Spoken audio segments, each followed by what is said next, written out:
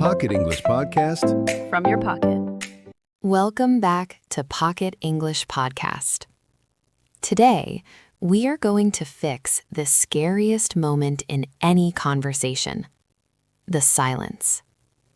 Imagine this. You are at the coffee machine. Your colleague walks in. You say, "Good morning." They say, "Good morning." Then, silence. Just the sound of the machine.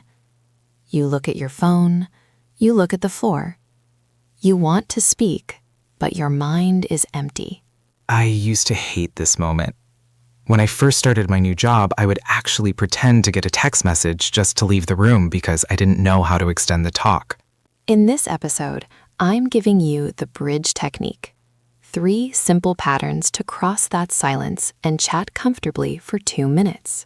That sounds like exactly what I needed back then.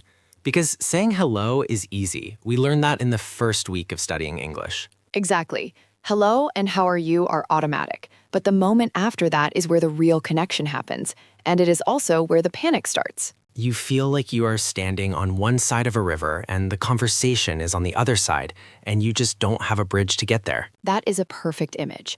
So today, we are going to build that bridge. We are going to look at 3 specific patterns: the observation, the reaction, and the exit. The exit? You mean leaving? Yes, a huge part of the fear is feeling trapped. If you know how to leave the conversation politely, you will feel safer starting it. That makes sense. If I know where the emergency exit is, I can relax and enjoy the party. Precisely. Let's start with the first piece of the bridge, the observation. This is for when the silence has just started, right? Right. The biggest mistake learners make is trying to think of a fascinating topic. They think, I need to talk about politics or philosophy or news. And then your brain freezes because that is too hard. Exactly. The bridge technique uses what is right in front of you. You observe the environment. So the weather? The weather, the office, the coffee, the noise, anything you can both see or hear. The pattern is very simple. It is so adjective today, isn't it? It is so adjective today, isn't it? That little tail at the end, isn't it, is the key. It invites the other person to agree with you. It is much friendlier than just making a statement. Can we try a few examples? Sure.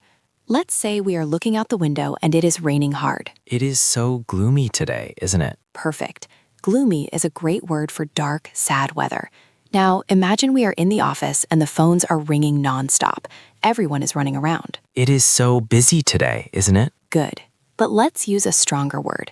Do you know the word hectic? Hectic. Hectic? Yes. Hectic means busy, but in a chaotic, fast way, when things are a little bit out of control. Ah, I know that feeling. Okay, it is so hectic today, isn't it? Excellent.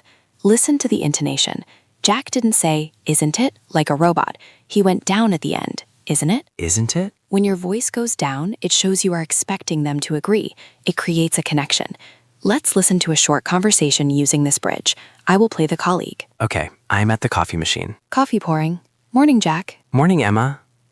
It is so cold in here today, isn't it? I know. I think the heating is broken again. I'm freezing. Me too. I should have brought a sweater. Definitely. See? That was painless. I didn't have to ask you a deep personal question. I just talked about the temperature. And notice what happened. I didn't just say, yes, I added information. I said, I think the heating is broken. Which gives me something else to talk about. Exactly. That is the observation bridge. Now, I want our listeners to try it. I am going to give you a situation. I want you to use the pattern. It is so adjective today, isn't it? Imagine you are waiting for the elevator. It is taking a very long time. The adjective is slow. Go. Did you say, it is so slow today, isn't it? Let's try one more. You are outside. The sun is shining. It is a beautiful day. The adjective is lovely. Go. It is so lovely today, isn't it? That feels very natural. It doesn't feel like a textbook sentence. That is why it works. Now, you have crossed the first part of the silence. You are chatting. But now comes the second problem. The okay problem? The okay problem? Yeah, you say something and I just say, okay, or yes, and then the conversation dies again. Right. You need the second piece of the bridge, the reaction. You need to show that you are listening and that you are interested. This is hard because sometimes I am translating in my head, so I just nod. Nodding is good, but words are better. We are going to learn 2 simple reaction patterns. The first one is for surprising or new information. Really? I didn't know that. Really? I didn't know that. And the second one is for feelings. That sounds adjective. Like, that sounds fun, or that sounds terrible. Exactly. Let's practice the first one. Really? I didn't know that. Use this when someone tells you a fact. Okay, tell me a fact. Jack, did you know they are opening a new cafeteria downstairs next week? Really? I didn't know that. See how much energy that adds? If Jack just said, "Oh, okay," I would feel like he doesn't care. And then you would stop talking. Exactly. By acting surprised, you are inviting me to tell you more. What about the Second one? That sounds... Use this when someone tells you about their experience or their plans. Okay. Emma, I am finally going on vacation next week. That sounds amazing. Where are you going? I am going to Italy. That sounds delicious. Delicious. Well, the food will be delicious. That's true. So I just need to match the adjective to the emotion. Yes. If I say, my car broke down this morning, what do you say? That sounds stressful. Perfect. Or that sounds frustrating. I noticed you were asking a question after the reaction sometimes.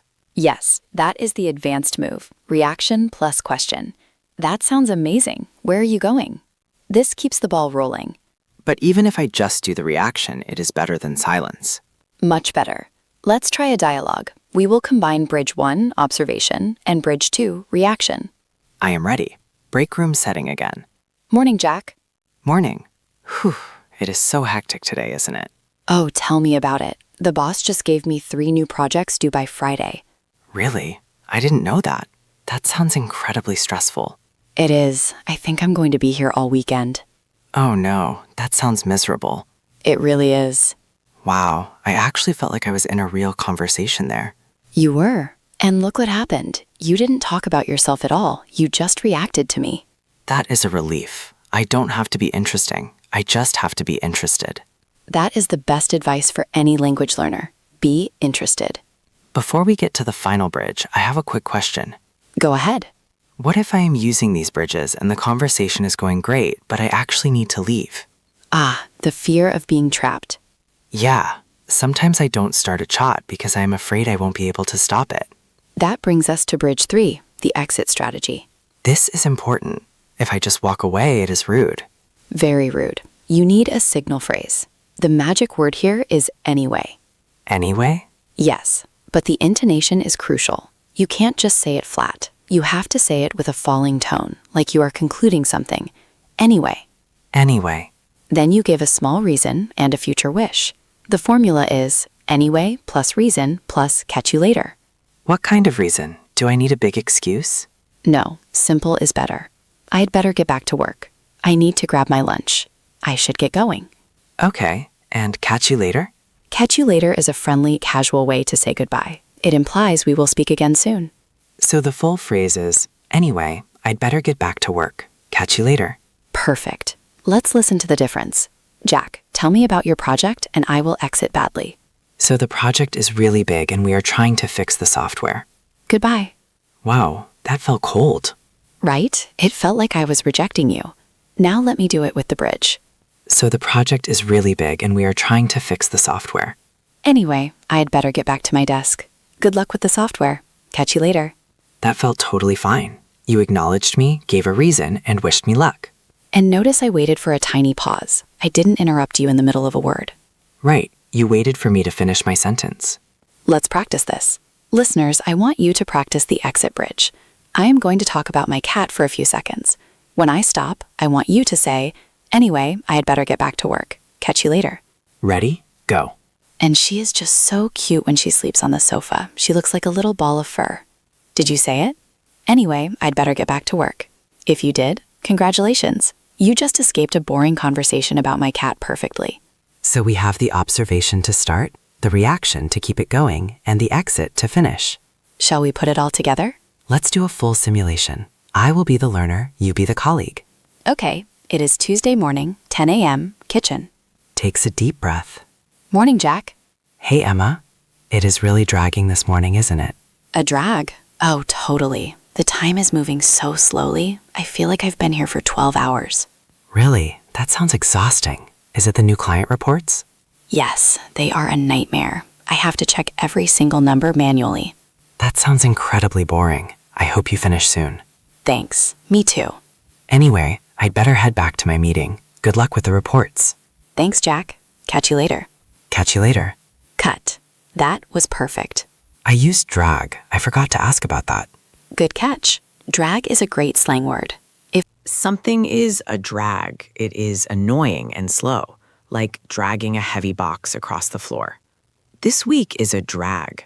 This meeting is a drag. Exactly. And you used the reaction bridge nicely when I complained about the reports. And the exit felt very clean. I didn't feel stuck. This is the power of the bridge technique. You don't need to be fluent to have a conversation. You just need structure. It makes the silence much less scary. And remember, the goal isn't to talk for an hour. A 2-minute chat is a huge victory. It builds the relationship. Next time, it will be even easier. Exactly. So here is your challenge for today. I want you to look around you right now, wherever you are, on the bus, in your room, on the street. Find something to observe. And I want you to write one observation sentence in the comments using our pattern. It is so adjective today, isn't it? It is so cloudy today, isn't it? It is so noisy today, isn't it? Whatever is true for you right now, write it down. It is the first step to breaking the silence. And give yourself permission to use the exit strategy. You don't have to be perfect. You just have to connect. We hope this makes your next coffee break a little less stressful and a lot more friendly. You've got this. We will see you in the next episode. Bye for now. Bye, everyone.